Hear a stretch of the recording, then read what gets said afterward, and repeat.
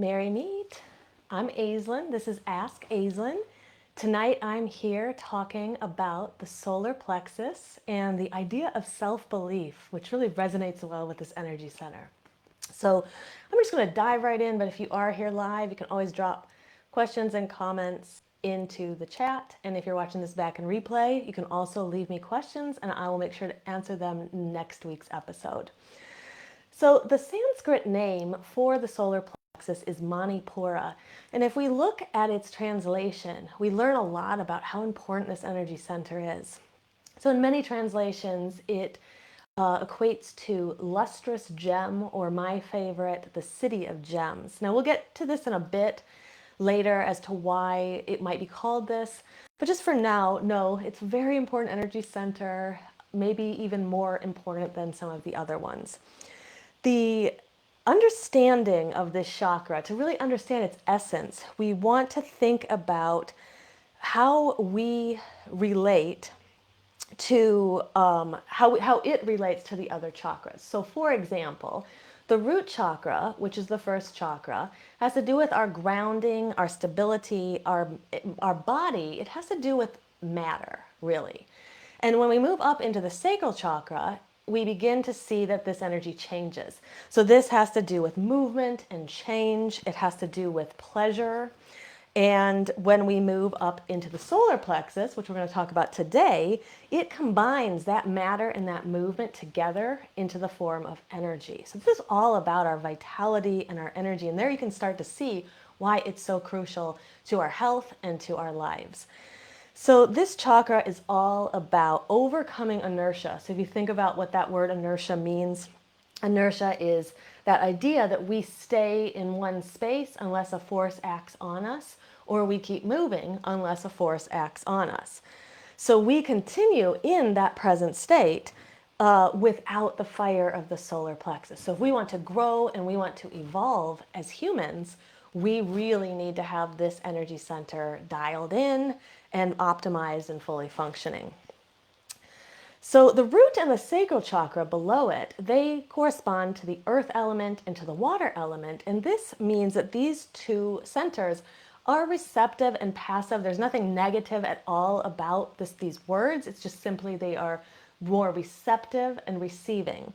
Now, when we move up into the solar plexus, which has the correspondence of fire, this is where the energy gets transformed. And that energy from the lower chakras, as it moves up into this area, begins to transmute itself. It propels the energy upward, and we want to keep that upward motion because remember, these upper chakras and these upper energy centers, this is all about us connecting to the divine. So as witches and empaths, other spiritually minded people, we're really interested in working up here a lot of the time, but we can't really do that unless our lower chakras are optimized. So these first three chakras, they form like this trinity, a kind of a triangle between them. And so when we're working with them, sometimes we just want to get in and we just want to work with one, but we really have to think about how it connects to the others. This is why I'm opening up by talking about what the other chakras are also associated with. We call this the lower complex, the root, the sacral, and the solar plexus together. And it is, like I said, because of its connectedness, it's really worth working on them all at once. It's visualized as a bright yellow, so the root was red, and that ascends up into the orange of the sacral chakra, which then ascends up into the yellow of the solar plexus. So you can visualize this as our internal sun. It's the heat in our body that that propels our life, and it's visualized as a lotus. So I wanted to show this here. So this is a 10-petal lotus, and there is associations with each of the petals. That's a much more complex topic for another discussion. But at least for now, knowing this is the symbol, you can kind of visualize and meditate on it to help you connect to this energy center. It has a downward pointing triangle as well. And this kind of speaks to the point that this is the top of that lower complex. Now, once we move up into the heart is the bridge between the lower and the upper, and then we have our upper, more spiritual chakras. But each one in turn is very important. The system together needs to be balanced for us to have equilibrium and true health, physically, mentally, spiritually.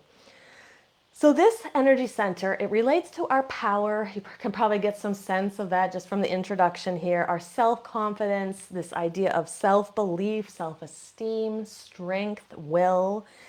And this is where we convert our energy into action. So these lower chakras are about, the root, about grounding down, establishing a sense of stability and security here in the earthly plane. That sacral chakra is about the movement and our emotions. And now this is about converting our energy into action. So it makes a lot of sense that the element of fire is the one associated with it. So here's where we can overcome unconscious habits that keep us defined by others. If you think about this, is all about our self-esteem, our self-confidence, our sense of self. This is really where this is in our solar plexus. But we have so many unconscious complexes and various things going on that we're not even aware are there. And a part of this is has us defined by other people or other experiences or things outside of us. So we have to risk being different and risk the disapproval of other people if we really want to differentiate. So we'll talk in a bit about childhood and when the solar plexus really begins to develop, but a lot of it does have to do with these early years, about ages 3 to 6, and were we able to begin to differentiate from our family, from our caregiver? So, many people go through life without really bringing this chakra online. They end up having a lot of blockages here, restrictive energy. Some of this has to do with physical things that are going on, and some of it has to do with emotional things or spiritual things as well. But when this happens, we end up giving our power away to other people, allowing ourselves to be defined by what they expect from us. So the goal here is to convert our energy into some kind of an action. And the challenge, there's always a challenge of every chakra. Our challenge here is this idea of guilt. So this will block the energy of the lower 2 chakras from rising up. And remember, all this energy needs to rise all the way up to the crown and out into the universe. But if we get stuck here at this 3rd chakra, obviously we've got some problems. And we can work to correct them, though. That's the good news. So this idea, right, of being defined by others, not really being able to differentiate and step into, who we truly are, this strips us of our power. And our aim here is not to have power over other people, but to have power within ourselves. So the ability to be able to, call upon all of the energy and the forces within us and around us in the universe, and to really integrate those things so that we become like the magician of the tarot card, that one who's being able to initiate what they want and to manifest a world that they desire. That's our goal here. So we want to be able to face events that are traumatic and negative and very difficult for us. We need to be able to face those with a sense of not really losing ourselves or losing our power. So that is what kind of happens and tends to happen sometimes. So our world is full of a lot of trauma and tragedy and really difficult events that occur around us, right? And these threaten our power mainly because I don't want to necessarily say that we give our power away to them, but if we are swayed by a bunch of unconscious forces and we don't really understand truly why we're responding to certain things in a certain way, this is where we lose a bit of our power. So here, we want to resist taking on the role of the victim when these really negative events happen. And so as we begin talking here, this is really how we keep that solar plexus operating functionally and optimally. So when we blame external forces, what we do is we put that kind of outside of us. And what it does is it puts it into the arena of something that we cannot control. We can't control the outside forces necessarily. We can't usually control people. And so we end up having no control when we kind of push it out and we're only looking at the external forces. And it's not to suggest that life isn't fair, and it's not to suggest that, or to negate or deny victimization of any kind. But if we can come to see the trials and the tribulations and the painful events in our lives as opportunities to up-level ourselves spiritually, to grow, to increase our potential, to reach our higher self, our true will, all of which we'll be talking about in a little bit. But if we're able to do all of that, we can use this as a springboard for change. So again, don't miss me here. It's not saying that we don't have a right to get upset and get down and feel really overcome and overwhelmed by what might be going on with us. And it's definitely important, like in the sacral chakra, to feel all of that, to not deny it, but to really, truly, and viscerally feel it.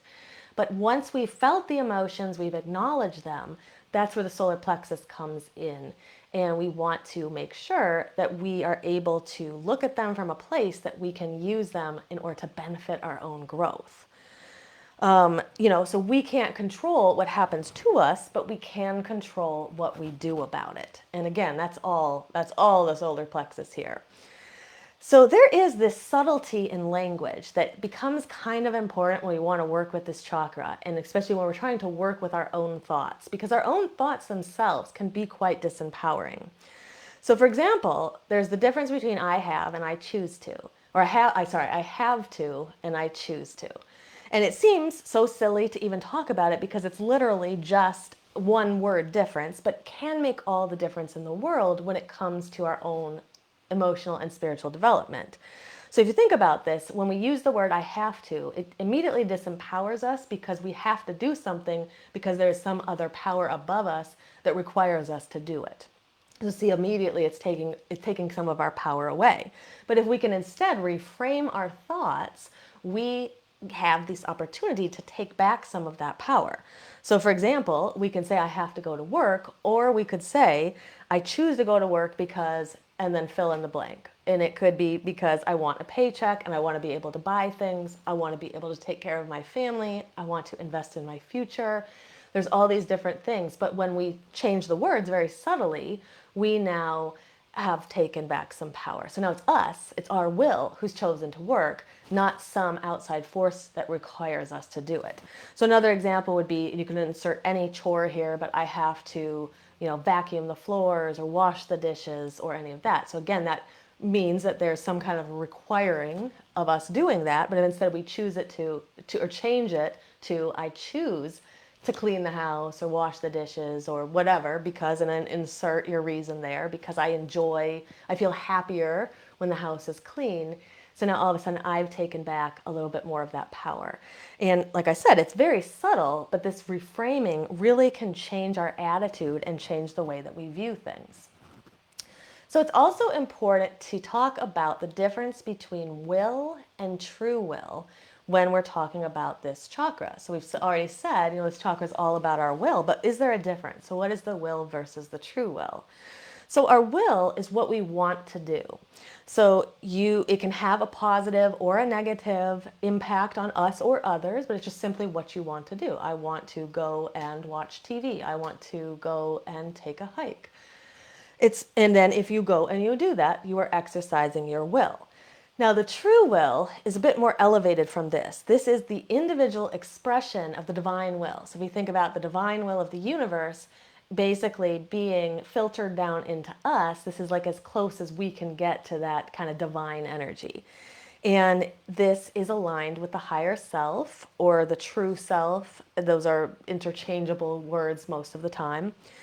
So an example of how this is a bit different is, let's think about when we're using our will.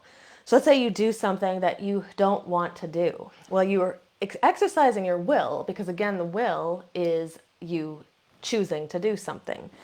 But you're not necessarily aligned to your true will if you're going against your own gut, against your own feelings, inclinations, and just doing something because maybe others expect it of you. So here we have this disconnect between the will and the true will. And so this gets problematic if it occurs over and over and over again. So another example would be like you do something that maybe you want to do, but you know it's not good for you. You know it's going to have some kind of a negative impact in the future. So it's not saying that you can't do it, but you have to realize that when we do that, that is aligned with our will.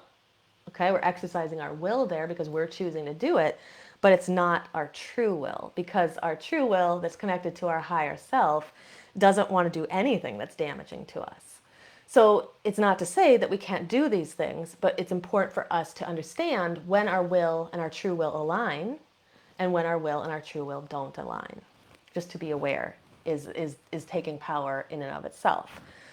So it's also important for us to understand unconscious motivations for things, because this helps us understand, is it aligned with my will? Is it aligned with my true will? So this is why shadow work is so great, and we've moved into the waning part of the lunar cycle, so it's really ripe for some good juicy shadow work.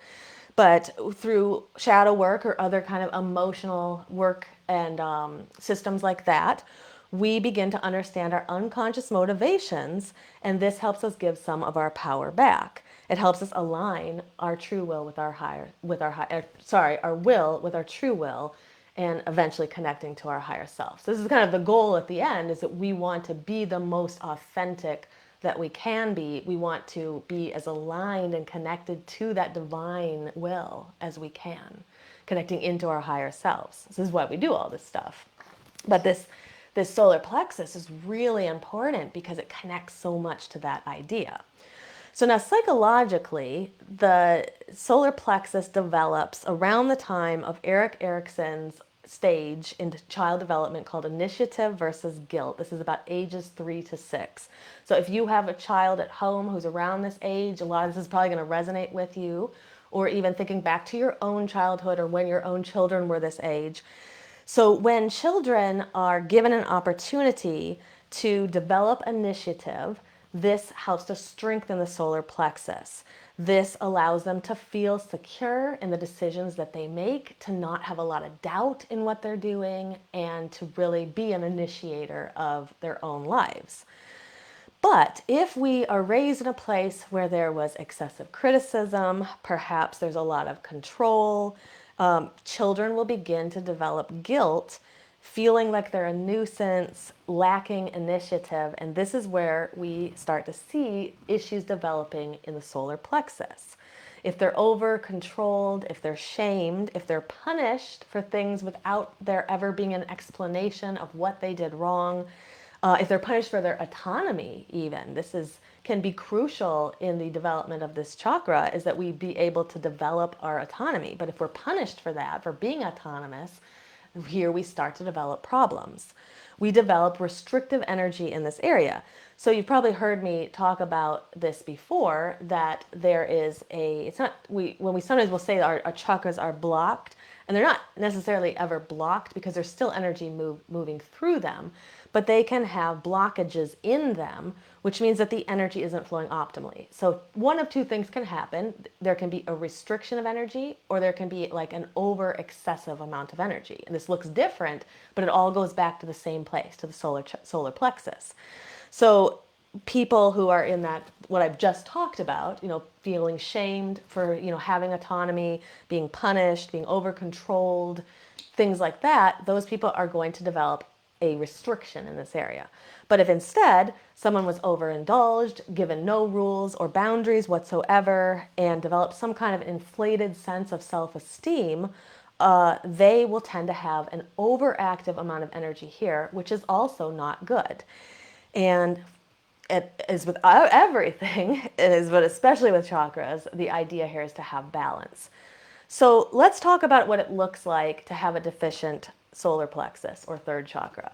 So and before I begin, I'm also going to preface this. If you have like one thing on this list, it might be an indication to look into the chakra as one to possibly work with. But if you have multiple things on this list, that's a good indication this one is one that you probably need to focus on.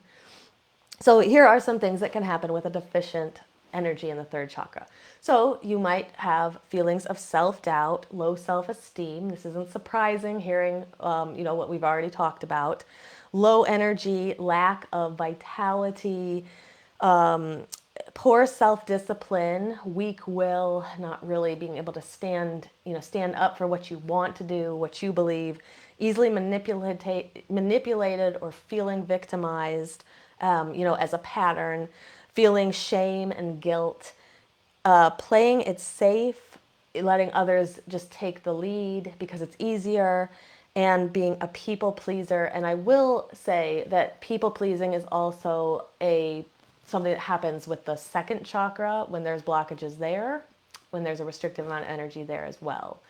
So you could see these are all very interconnected. So if you find that you have issues with the solar plexus, I would also advise kind of looking below it at the sacral chakra as well.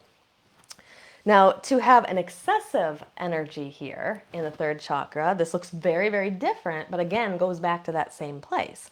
So these people tend to be more on the arrogant side, the need to be right, to always have the last word. You've probably know people like that. Overabundance of power and energy, overly aggressive. So it really is, it looks like an obsession with power and control and a need to kind of bolster the ego. But at the very heart of this, there is this desire to overcome feelings of helplessness and abandonment. So see, it all goes back to the same place, because there's that idea of, can I be an initiator of my own life? Do I have the vitality and the will and the strength to go out and create the world that I want? And so sometimes people who have the deficient energy here, it's because they weren't supported. And then because having too much energy here can sometimes be an overcompensation, again, for maybe not being supported. It's like two different pathways to take, but they look very different. And what I do feel is that this type of energy, it really dominates the political world in a lot of ways, and large corporations. So just that really power hungry, power over kind of control. There's a lot of excessive solar plexus energy in big corporations and in a lot of politics. Now, what we are all aiming for is the balanced third chakra. So we want there to be this power from within. That's where we are able to draw on our own strength and energy rather than a power over. Our power doesn't have to, taking our own power doesn't have to take it away from someone else.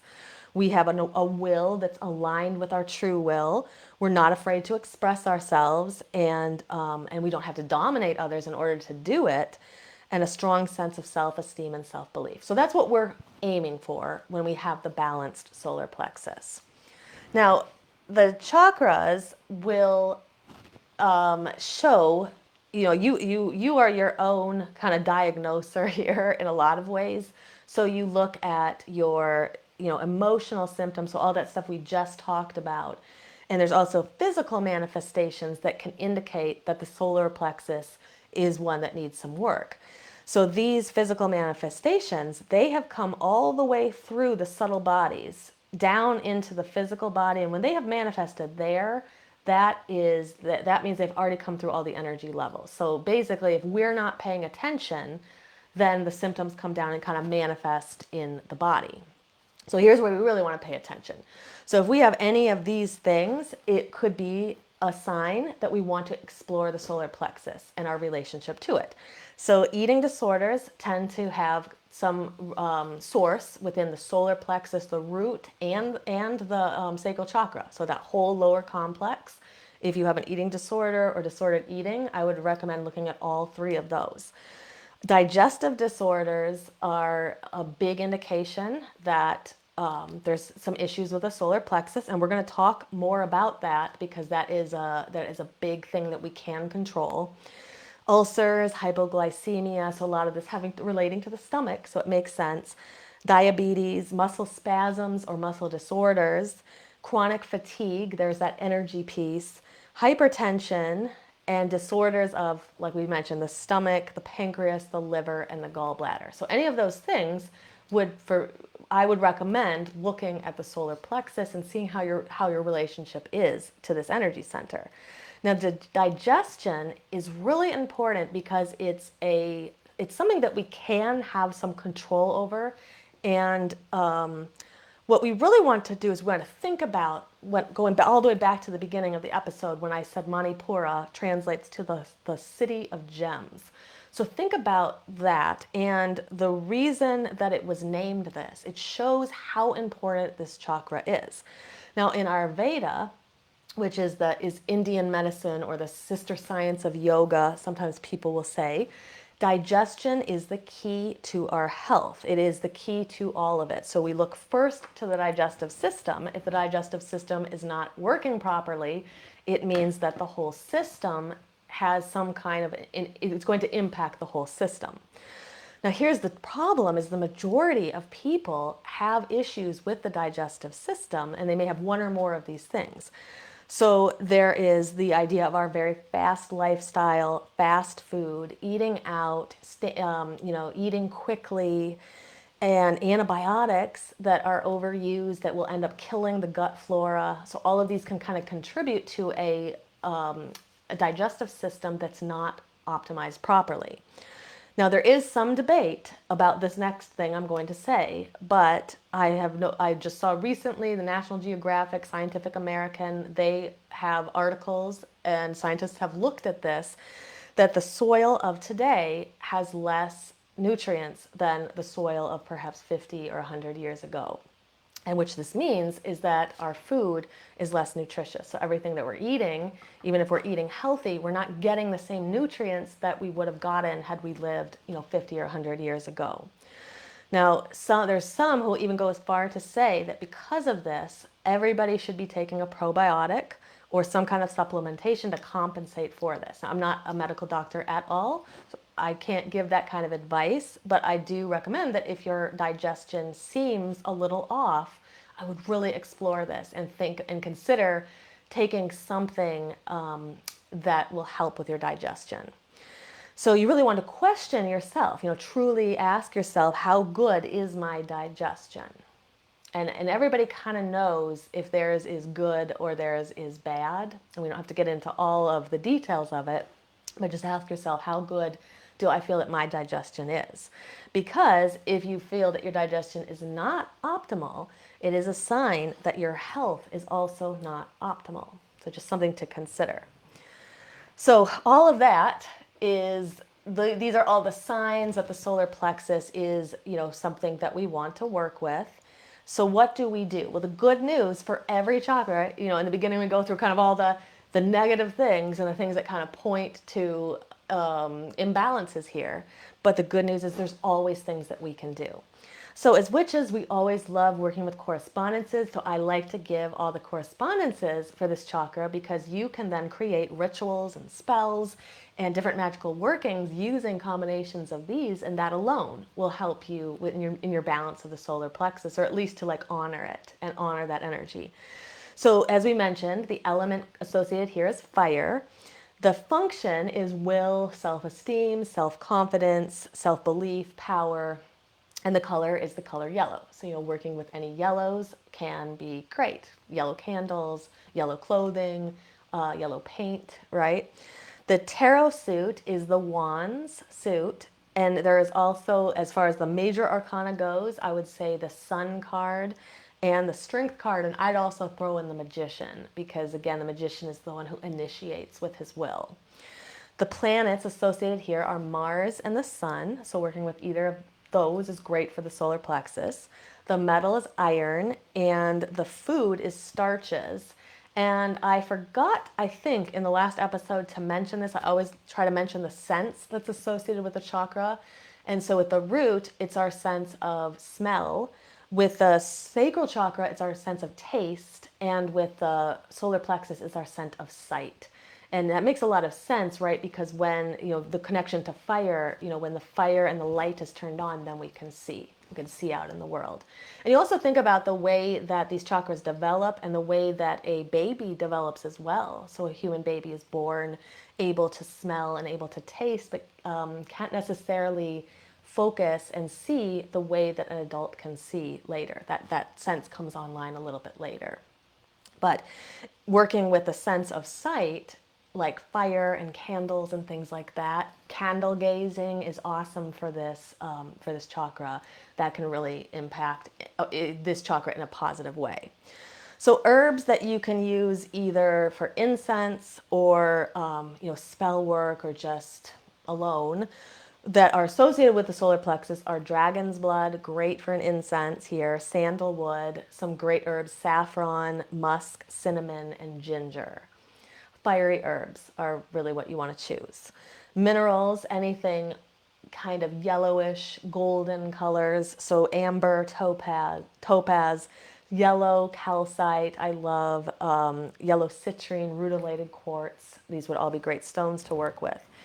Now, the deities for each chakra are usually separated into the Hindu deities and other pantheons. This just has to do with where the system of chakras come from. And in fact, there are different deities who are actually said to reside in certain chakras. So here, these deities are Agni, that's literally fire, the god of fire, and Surya is the sun god. So we're talking a bit about this later, but the Surya Namaskar is the name for sun salutations, which is that classic sequence in yoga that anybody who's done yoga has probably done. And these are exactly what they sound like. Sun salutations are basically a devotion to Surya. Surya Namaskar is the sun salutation.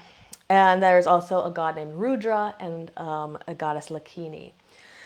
So other pantheons, though, think kind of fiery gods and goddesses. So Breed is awesome for working at this area. Athena with her whole will and strength and power. Helios, Apollo, Amaterasu, Belanos, Ra, Mars, and Aries. There's a lot of gods here because, again, that fire energy does tend to get more associated with masculine, but there are also fire goddesses as well. And you can also add to that list because any goddess or god that's associated with fire, it can work really great here with the solar plexus. So here's a few attunement practices. So these are practices that you can use if you really want to attune this energy center. And what's interesting is it would be important to know if you have the more restrictive side or the more excessive side when it comes to what practices you're going to pick. And you'll see why when I start telling you what they are. So the first one is more risk-taking. So taking a risk, if you're somebody who has more of that deficiency or that deficient energy, risk-taking can be really challenging, but really great for optimizing this energy. So it doesn't have to be a big risk. You could just start very small and just try to do one small, simple thing that you're afraid to do or that you normally wouldn't do, and just take a risk and see how it feels. And of course, if you had that more excessive energy, risk-taking isn't really going to help because you're probably already taking too many risks.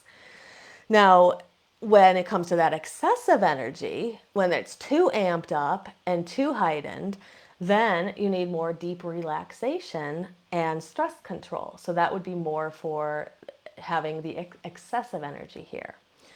Vigorous exercise, though, is good for deficiency. So things like running and jogging, and if you don't like those, that's okay. There's other vigorous exercises like aerobics, dancing, swimming. I just encourage you to find something that you really like that gets you moving, gets some heat built up. If you start to feel warm, that's a good sign. That means you're working with your solar plexus. Martial arts are also good, and sit-ups make a lot of sense because the solar plexus is right here. In fact, the solar plexus is not actually at your navel, not at your navel point. It's about an inch or so, between an inch and 2 inches above. So they generally say it's going to be between your navel and between your sternum. And sometimes you can even feel that area, and some people can, when they actually hit upon it, they feel a little bit of a vibration under their fingers.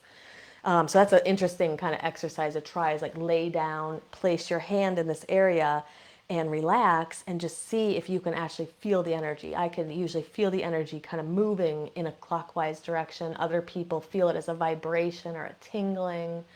And of course, some people don't feel that at all, and that's okay too.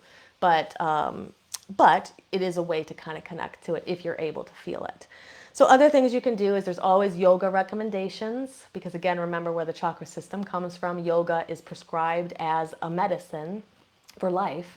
And so postures that are get into this middle area are really great here. So anything that gets into the core, like plank pose, is going to be great. You can also do reverse plank. I would say bow pose, bridge pose, any forward folds, and of course, sun salutations. So I'm going to be dropping a solar plexus yoga class into the group tomorrow. And so if you're not already a member of our group, join it and you'll be able to access that. But I'll be going through a lot of those poses in the practice. Okay. And then after that, I think Kundalini yoga is really great. If you've never experienced Kundalini yoga, it's a different kind of yoga. And a lot of times you're not doing anything but sitting there and kind of doing repetitive motions or breaths or movements. But that can be really, really incredible for the solar plexus and getting that stuck and stagnant energy moving and going.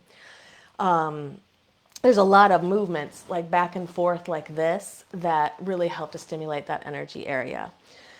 Breath work is also great. Breath of fire is a great recommended breath, or a panting breath, which is essentially like a breath of fire where you're pumping the stomach, but instead with the breath of fire where the mouth is closed, in a panting breath you stick out your tongue, you make that same motion, but you're panting like a dog. And it's incredible. It may look crazy, but it's incredible the kind of energy it shakes up and dislodges and how quickly you can bring your solar plexus back into balance by just doing something simple like that. Other things you can try are psychotherapy is always recommended for any chakra because there's a psychological, emotional component to them. So building up our ego strength if we think that it's low, working on our shame and guilt issues that might be from adulthood or might be from childhood, strengthening our will in some way, as an intention during therapy. And of course, my favorite, which I'll always bring up because it's just like so good for everything, is shadow work. Is how, at the ultimate end of our shadow work, we hope to have our true will aligned with our will and to be able to truly connect our higher self. So that can break through blockages in any of our energy centers. So I do want to spend a few moments talking about self-belief because it is an intention that connects to this energy center. And I'm not surprised, but it always I always make note of this when I see people will talk about, things that they feel are in their way or blockages they have or things that kind of are hindering them. And a lot of people will talk about self-doubt. And so it is a very, very prevalent energy that a lot of us experience, and there's many different reasons why. I'm just going to briefly talk about it. If you've been following me for a while, you've probably heard me talk about this before, and I'll talk about it again just because I think it's so important and it is something that we can work on. And when we we flip that switch from self-doubt to self-belief, it really is a huge game changer. It changes a lot in our lives. So this isn't an issue for a majority of people, even those who don't really think that they have this issue. I just always tell people to kind of suspend your disbelief for a moment and just listen and just see if anything resonates. Kind of ask your higher self too, to to bring down to you, whatever information you're meant to hear. So the trouble is that our self-doubt, it may be conscious, like some people are truly aware, like those people who will say, I have self-doubt. Those people are aware that they have it, but there's people who are not even aware that they have it because it's an unconscious belief. And a lot of it has to do with our collective and how much doubt there is in the collective when it comes to magic and the mystical and things that perhaps can't be explained yet by a scientific definition or scientific explanation. And so the collective's, apathy towards this, or even straight up antipathy towards it, it feeds into us because we don't have any choice to be connected to the collective. We can't say, oh, I just don't want to be connected to it anymore. Even if I go and I live off the grid far away from people, I'm still connected to the collective because it's an energy of the world. So we can't help but be influenced by it, and what it does is it leads us to have these unconscious or both or conscious beliefs as well.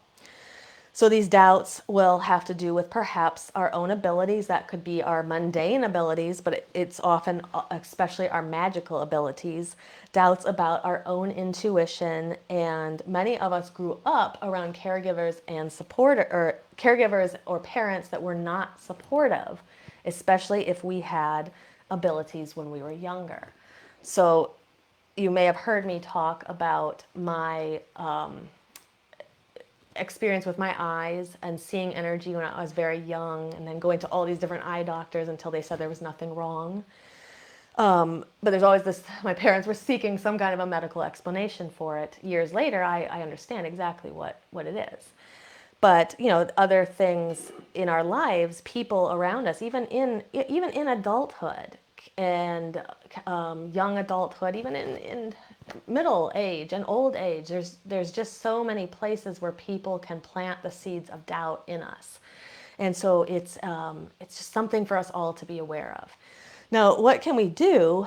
Well, it's hard. It's not an easy thing to flip the switch, but it is possible. And so the first step here really is to agree to temporarily suspend your disbelief.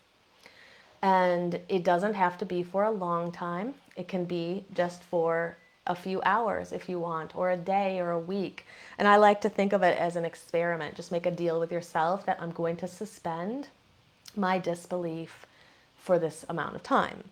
And see what happens. See how things change. Imagine when the self-doubts creep into your mind, imagine the fires of the solar plexus burning away your self-doubt and transforming it into self-belief. And every time one of those doubts comes into your mind, just imagine that fire just burning it away, and just, it's gone, transforming it, transmuting it. And, like I said, think of it as a trial or an experiment. And so I like to say, choose a time frame that seems reasonable. So don't say, I'm going to do the experiment for a year. Maybe just start with a few days or a week and see what happens. So when we experience mystical things, a part of us may wonder, is this real? Am I crazy? It fills us with doubt sometimes. And I know just from working with people that there are people who have these doubts, and they also don't have places where they can talk about them. So a lot of people will come and they'll tell me experiences, and they'll say, well, I couldn't really say this to, my circle of friends or, my family. And so just know that groups like this are so powerful because we have created a space where no one here is going to think that you are crazy when you bring in some of your mystical experiences. Like, I know from talking to a lot of the people in the group that they've had these very mystical experiences, very strong intuitions, and open displays of their magic, and it's a safe space to talk about it. So having a safe space to talk about it in and of itself can help kind of burn away that self-doubt. But if you still have it, then try that exercise, that experiment I said. We may wonder, like I said, is it real what I'm experiencing? As I've really started to optimize my energy centers, I've opened myself up to more mystical experiences than I had had when I was younger. And these doubts come into my mind too. Is it real? And, am I really experiencing this, or am I crazy? And so, also when it comes to magical working, spell work, we might also wonder, what if it doesn't work? That also can be a self-doubt that gets in our way. Like, what if I do the spell or the magical working, or I believe in this thing and it doesn't work? So all of this contributes. And then again, remember, there's also the unconscious doubts here as well. All of this impedes our energy, and it makes it so that we can't be as effective in what we are doing, in our magical workings and our spiritual practices, in our connection to our intuition and the divine. And sometimes, like I said, we don't trust ourselves because of it. So I kind of end with this, but thinking about your own experience here. So think about your doubt. Do you have doubts? do you have self-doubts of your own and your own abilities? And if your answer is yes, then really consider, think about working with the solar plexus, any of those attunement practices I said, any of the correspondences, you can work with those. And that can help you, that can help burn away some of the self-doubt so that you can then optimize your abilities and kind of get rid of that nagging part of you that's always kind of that critic back there that's wondering if it's real or if it's really happening, or if you really are as intuitive as you think. Because again, self-doubt will be one of the surest things to kill our intuition and our connection to our higher selves, which is what the whole goal here is at the end of the day. So I'm going to end there. I don't think there were any questions here today. So I hope you've enjoyed learning more about the solar plexus. Again, like I mentioned, we're now moving into the dark part of the lunar cycle, or the darker part, as we come into the waning moon. And you'll begin to feel that more and more as the days progress. So really begin to slow down a little bit, pay attention a little bit more to your intuitions, which may become heightened at this time, and really try to live kind of in tune with the cycles. If you have any questions about the solar plexus or self-doubt or self-belief or anything at all, you can always leave me a message or a comment or tag me, and I would be happy to give you some advice. All right, until next time, blessed be.